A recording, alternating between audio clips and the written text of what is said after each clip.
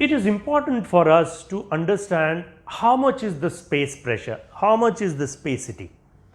We know for sure that we said pressure is kg per square meter. We know Earth's mass in pound and we know the surface area in square inches. So, when you find that, it is around 1,000,000 bar.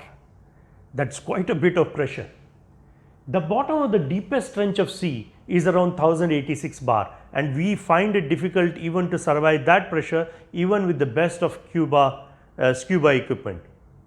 So, how is it that we will be able to survive such a huge pressure?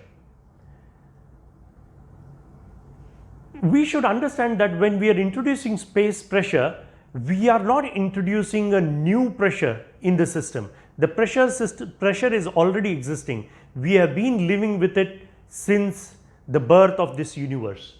It is just that we are correcting the level of absolute zero pressure. But even if at all this is the kind of pressure which is acting on planet Earth, forget us as humankind, even the Earth would be pushed at astronomical speeds because of the kind of force that pressure can generate. Why doesn't happen so? That is because the pressure difference is zero. If at all you were on this side of the mass is the 1,000,000 bar and on this side of the mass it is zero pressure, then it would push.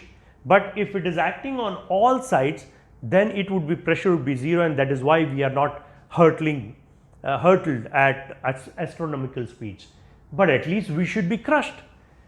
Forget just us, this bar should be able to crush the whole mass of Earth. Why doesn't happen so? Because of the porous nature of mass.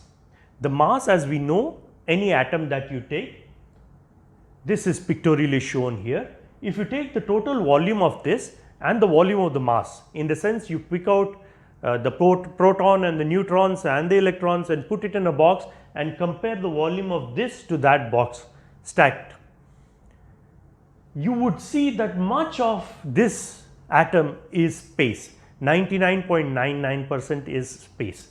So, when you do the same thing to Earth, you pull out all the molecules of the Earth that make the Earth and pull out the protons, neutrons, electron, put it in a box.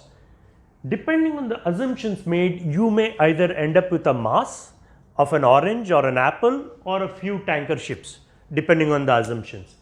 So, what we are trying to say is the space itself is porous. So, it may be, this would be wrong to say, because the square meter that we call the surface area need not be this. This is provided that the Earth surface is a perfect insulator for the space to come in. If it stops the complete space pressure, then that would be the space pressure acting on it. But that is not so. Every mass is porous, so it is letting through.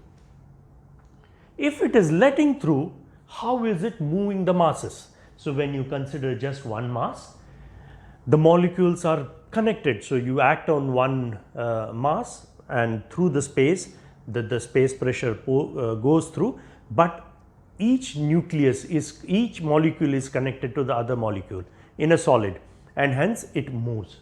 But when there are two masses, we have studied the mandate of spacity.